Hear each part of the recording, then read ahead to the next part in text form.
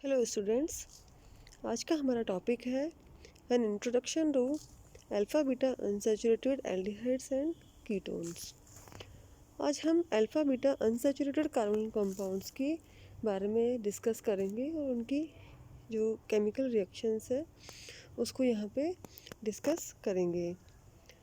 हम जानते हैं कि किसी भी कंपाउंड में यदि कार्बन समूह के साथ में यदि उसकी अल्फा बीटा पोजीशन पर कोई carbon carbon double bond present हो, या हम कह सकते हैं कि कार्बोनिल समूह के साथ में एक ऑलिफिनिक बॉन्ड जुड़ा हुआ हो, तो उन कंपाउंड्स को alpha beta unsaturated carbonyl compounds कहा जाता है।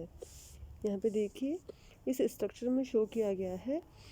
ये जो कार्बोनिल समूह है, ये इसकी जो अल्फा और बीटा पोजीशन पर इस पर क्या जुड़ा हुआ है, एक कार्बन कार्बन डबल बॉन्ड है। मतलब ये कार्बन कार्बन डबल बॉन्ड इस कार्बन ऑक्सीजन डबल बॉन्ड के साथ में कॉन्जुगेशन में है। तो इस तरह से अल्फा बीटा अनसैचुरेटेड कंपाउंड्स को एक तरह से एक नॉर्मल जनरल स्ट्रक्चर के द्वारा यहाँ पे रिप्रेजेंट किया गया है। ये जो alpha beta unsaturated carbon compounds होते हैं, इनमें कार्बन कार्बन डबल बॉन्ड और कार्बन ऑक्सीजन डबल बॉन्ड एक सिंगल बॉन्ड के द्वारा जुड़े हुए रहते हैं। तो एक तरह से मैंने बताया दोनों ही बॉन्ड्स यहाँ पर क्या है, कॉन्जुगेशन में है। तो इस कॉन्जुगेशन के कारण इनमें जो रेजोनेंस होगा वो इस तरह से होगा, क्योंकि यहाँ पे जो कार्बोनिल ग्रुप है, इस कार्बोनिल ग्रुप में ये ऑक्सीजन एटम है वो इलेक्ट्रोनेगेटिव है। तो ये क्या करेगा, ये पाई बॉन्ड के इलेक्ट्रॉन्स को अपनी तरफ अट्रैक्ट करेगा, जिसके कारण क्या होगा, ऑक्सीजन एटम पर नेगेटिव चार्ज आ जाएगा और इस कार्बन एटम पर पॉजिटिव चार्ज आ जाएगा। और क्योंकि यहाँ पे पॉजिटिव चार्ज आ गया, तो ये क्या करेगा, इस कार्बन कार्बन डबल बॉन्ड जो प्रेजेंट है, इसके पाई बॉन्ड के इलेक्ट्रॉन्स को अपनी तरफ अट्रैक्ट करने के कारण इस कार्बन पर भी पॉजिटिव चार्ज आ जाएगा। तो इस तरह से इसकी 3 तरह की रेजोनेटिंग स्ट्रक्चर्स यहाँ पे होगी। तो इस तरह के रेजोनेंस के कारण ये जो alpha beta unsaturated carbonyl compounds है, इनमें कुछ स्पेसिफिक प्रॉपर्टीज आ जाती है। उस कारण से इनमें एल्किन्स के समान ही इलेक्ट्रोफिलिक एडिशन रिएक्शंस होती है, लेकिन रेट ऑफ रिएक्शन जो होती है वो कम होती है, क्योंकि यहाँ पे क्या है, कार्बोनिल ग्रुप प्रेजेंट है। ये कार्बोनिल ग्रुप का नेचर कैसा होता है, इलेक्ट्रॉन्स को अट्रैक्ट करने का होता है। यहाँ पे ऑक्सीजन एटम प्रेजेंट है जिसकी इलेक्ट्रोनेगेटिविटी ज़्यादा होने के कारण ये बॉन्ड के इलेक्ट्रॉन्स को अपनी तरफ अट्रैक्ट कर रहा है। तो इस कारण से कार्बन कार्बन डबल बॉन्ड से बॉन्डेड कार्बन एटम्स पर पॉजिटिव चार्ज आ जाता है। तो ऐसी स्थिति में जो इलेक्ट्रोफाइल का अटैक होगा वो क्या होगा, उसका अटैक इतनी इजीली नहीं हो पाएगा और रेट ऑफ रिएक्शन डिक्रीज हो जाएगी। या हम कह सकते हैं कि अल्फ़ा बीटा पोजीशन पर CO समूह की प्रेजेंस के कारण जो कार्बन कार्बन डबल बॉन्ड होता है, उसकी जो रिएक्टिविटी होती है वो कम हो जाती है। लेकिन यहाँ पे देखिए इलेक्ट्रोफिलिक एडिशन रिएक्शंस, तो यहाँ पे रेट ऑफ रिएक्शन उनके लिए डिक्रीज हो रही है। लेकिन यदि हम न्यूक्लियोफिलिक एडिशन रिएक्शंस की बात करें, तो न्यूक्लियोफिलिक एडिशन रिएक्शंस के लिए ये जो कार्बोनिल कंपाउंड्स है, alpha beta unsaturated carbonyl compounds है, इनकी जो रेट ऑफ रिएक्शन है वो इंक्रीज हो जाती है, क्योंकि ये जो रिएक्शन है इनमें कार्बन कार्बन डबल बॉन्ड भी यहाँ पे पार्टिसिपेट कर रहा है। तो अल्फा बीटा पोजीशन पर कार्बन कार्बन डबल बॉन्ड की प्रेजेंस से जो कार्बोनिल समूह होता है उसकी जो रिएक्टिविटी होती है वो इंक्रीज हो जाती है, क्योंकि कार्बन समूह का नेचर कैसा है, इलेक्ट्रॉन्स को अट्रैक्ट करने का है, जिससे कि कार्बन एटम पर डबल बॉन्ड से बॉन्डेड कार्बन एटम पर क्या हो रहा है, पॉजिटिव चार्ज आ रहा है। तो वो क्या हो रहा है, एक तरह से न्यूक्लियोफाइल का अटैक के लिए वो इजीली यहाँ पे उपलब्ध हो रहा है। तो हम सबसे पहले हम बात करते हैं अब यहाँ पे इलेक्ट्रोफिलिक एडिशन रिएक्शंस की। इलेक्ट्रोफिलिक एडिशन रिएक्शंस में हम देखते हैं कि कार्बन समूह क्योंकि प्रेजेंट है इन कंपाउंड्स में, तो कार्बन कार्बन डबल बॉन्ड जो है वो इलेक्ट्रोफाइल के लिए वो एक तरह से उनकी रिएक्टिविटी कम हो जाती है। यहाँ पे इस कारण से इनमें प्रोडक्ट किस तरह का बन रहा है, उसका नेचर भी एक तरह से इन रिएक्शंस के द्वारा एक तरह से कंट्रोल में रहता है। यहाँ पे जैसे पहली रिएक्शन है एक्रोलीन की, जब हम एसिल के साथ में रिएक्शन करवाते हैं तो यहाँ पे HCl का जो एडिशन होगा एक्रोलीन पर, तो वो एडिशन किस तरह का होगा, वो इलेक्ट्रोफिलिक एडिशन होगा। और ये जो एडिशन होगा ये मार्कोनिकॉफ जो रूल है उसको फॉलो नहीं करता है। तो मार्कोनिकॉफ रूल के विपरीत होता है, अपोजिट होता है। मतलब alpha beta unsaturated carbonyl compound पर एक एसिमेट्रिक रिएजेंट का जो एडिशन होता है वो इस तरह से होता है कि जो हाइड्रोजन एटम या जो पॉजिटिव एटम होता है वो अल्फा कार्बन एटम से जुड़ जाता है, और जो नेगेटिव पार्ट होता है वो बीटा कार्बन एटम से जुड़ जाता है, जैसे कि इस रिएक्शन में शो किया गया है। यहाँ पे देखिए मेसेटिल ऑक्साइड लिया गया है और इसकी मेथनॉल के साथ में H2SO4 की प्रेजेंस में यहाँ पे रिएक्शन करवाई गई है, क्योंकि ये इलेक्ट्रोफिलिक एडिशन है। तो यहाँ पे क्या होगा, सबसे पहले क्या होता है, हाइड्रोजन एटम इसका आयनाइजेशन होके मेथॉक्साइड आयन और हाइड्रोजन आयन हमें प्राप्त होंगे। यहाँ पे हाइड्रोजन का जो योग होगा वो कहाँ पे होगा, इस कार्बोनिल समूह के अल्फा कार्बन एटम पर हो जाएगा। तो यहाँ पे अल्फा कार्बन पर हाइड्रोजन जुड़ गया और मेथॉक्सी समूह जो है वो बीटा कार्बन पर जुड़ जाता है, और हमें 4 मिथॉक्सी 4 मैथिल 2 पेंटेनॉन यहाँ पे प्रोडक्ट के रूप में प्राप्त हो जाता है। इसी तरह से यदि हम एक्रेलिक एसिड लेते हैं तो H2O का योग यहाँ पे इलेक्ट्रोफिलिक एडिशन रिएक्शंस के अकॉर्डिंग होगा, और hydrogen atom alpha carbon atom से जुड़ जाएगा, जबकि बीटा कार्बन एटम से हाइड्रोक्सी समूह जुड़ जाएगा और बीटा हाइड्रोक्सी प्रोपियोनिक एसिड यहाँ पे प्रोडक्ट के रूप में हमें प्राप्त होगा। इसी तरह से तीसरी रिएक्शन है प्रोटोनिक एसिड की HBr के साथ में, जो कि 20 डिग्री सेंटीग्रेड पे होती है, और मार्कोनिक और हमें बीटा ब्रोमो ब्यूटेरिक एसिड यहाँ पे प्रोडक्ट के रूप में प्राप्त होता है।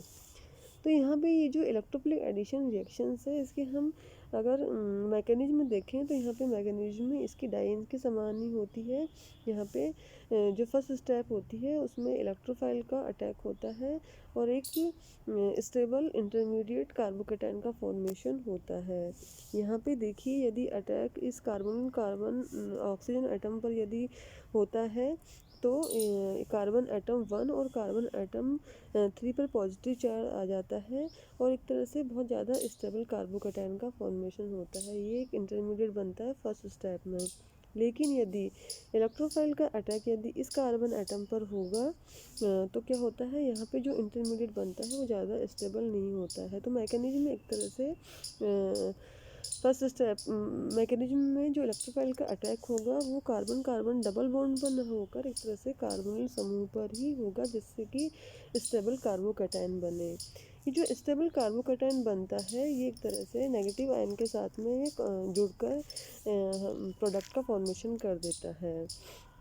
यहाँ पे क्योंकि कार्बोकेटाइन जो बन रहा है इस कार्बोकेटाइन में कार्बन 1 और कार्बन 3 दोनों पर ही पॉजिटिव चार्ज है। ये देखिए कार्बन 1 पर भी पॉजिटिव चार्ज है और 3 पर भी पॉजिटिव चार्ज है। तो जो नेगेटिव आयन का योग होगा वो दोनों पर हो सकता है, लेकिन बीटा कार्बन एटम पर जो अगर योग होता है तो उस स्थिति में इनोल का फॉर्मेशन होता है, जो कि टोटोमेरिज्म के द्वारा कीटो फॉर्म में यहाँ पे कन्वर्ट हो जाता है, क्योंकि यहाँ पे जो इनोल फॉर्म बनती है वो ज़्यादा स्टेबल होती है यदि कार्बन 3 पर अटैक नेगेटिव आयन का होता है। अब यदि हम न्यूक्लियोफिलिक एडिशन रिएक्शंस की बात करें तो न्यूक्लियोफिलिक एडिशन रिएक्शन में कार्बन कार्बन डबल बॉन्ड की प्रेजेंस के कारण इन यौगिकों में न्यूक्लियोफिलिक रिएजेंट्स के प्रति यहाँ पे रिएक्टिविटी ज़्यादा बढ़ जाएगी, क्योंकि ये जो alpha beta unsaturated carbon compounds होते हैं इनमें हमें पता है कि कार्बन समूह होता है जिसका नेचर कैसा है, इलेक्ट्रॉन अट्रैक्टिंग नेचर है, क्योंकि इलेक्ट्रोनेगेटिव ऑक्सीजन एटम यहाँ पे इनमें प्रेजेंट है। तो इस कारण से क्या होगा, जो कार्बन है कार्बन डबल बॉन्ड से बॉन्डेड कार्बन एटम है उन पर पॉजिटिव चार्ज आ रहा है और न्यूक्लियोफाइल के प्रति एक तरह से रिएक्टिव हो जाते हैं। तो यहाँ पे हम एथिल क्रोटोनेट की बात करें तो जब HCl के साथ में जिसकी रिएक्शन होती है तो यहाँ पे जो HCN का योग होगा वो किस तरह से होगा, एक तरह से फर्स्ट स्टेप में न्यूक्लियोफाइल का योग होगा और फिर वहाँ पे पॉजिटिव आयन जुड़ेगा और एथिल बीटा साइनो ब्यूटेरेट यहाँ पे प्रोडक्ट के रूप में हमें प्राप्त होगा। इसी तरह से मेसेटिल ऑक्साइड की रिएक्शन जब मैथिल अमीन के साथ में करवाई जाती है तो 4 मैथिल 2 पेंटेनॉन यहाँ पे प्रोडक्ट के रूप में हमें प्राप्त होता है। इसी तरह से फ्यूमेरिक एसिड जब अमोनिया के साथ में रिएक्शन करता है तो अमीनो सक्सिनिक एसिड यहाँ पे प्रोडक्ट के रूप में हमें प्राप्त होता है।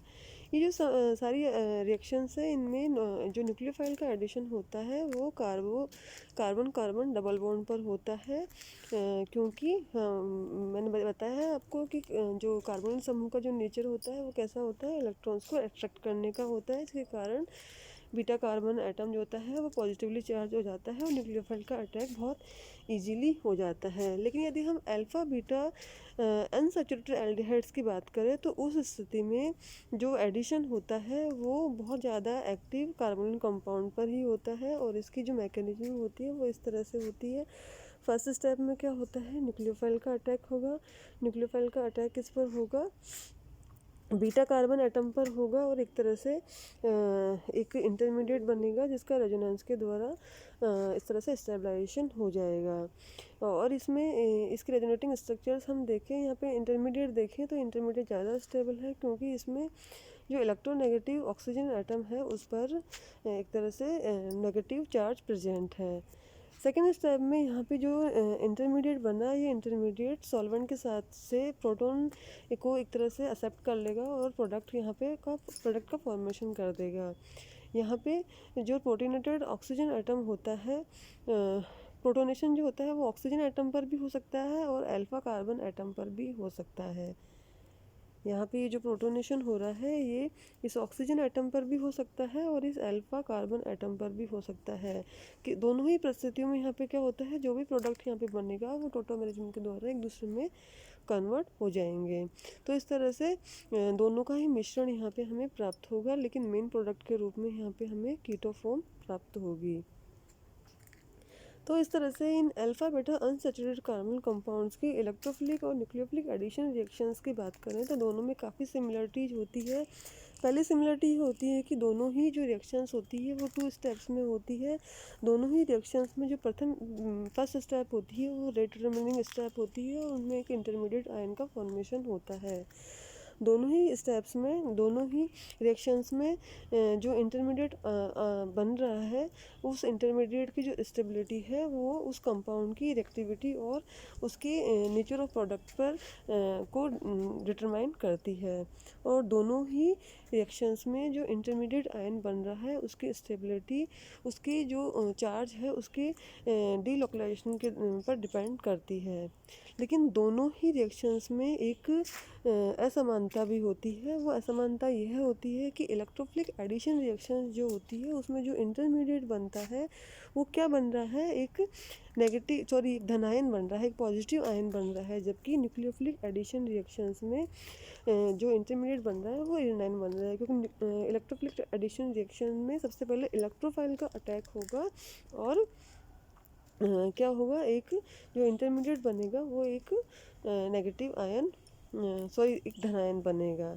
जबकि न्यूक्लियोफिलिक एडिशन रिएक्शंस में सबसे पहले न्यूक्लियोफाइल का अटैक होगा और नेगेटिव आयन इंटरमीडिएट के रूप में बनेगा। क्योंकि दोनों ही जो इंटरमीडिएट है दोनों रिएक्शन में वो एक तरह से अपोजिट चार्ज वाले हैं, तो इनकी जो रिएक्टिविटी होती है उस पर इलेक्ट्रॉन अट्रैक्टिंग ग्रुप का एक तरह से अपोजिट इफेक्ट पड़ता है। और यही रीज़न है कि ये जो कंपाउंड्स हैं इन कंपाउंड्स में इलेक्ट्रोफाइल के लिए जो रिएक्टिविटी ऑर्डर होता है वो कम हो जाता है, जबकि न्यूक्लियोफाइल के प्रति इनकी जो रिएक्टिविटी होती है वो इंक्रीज हो जाती है, क्योंकि इन कंपाउंड्स में एक electron attracting carbonyl group present है।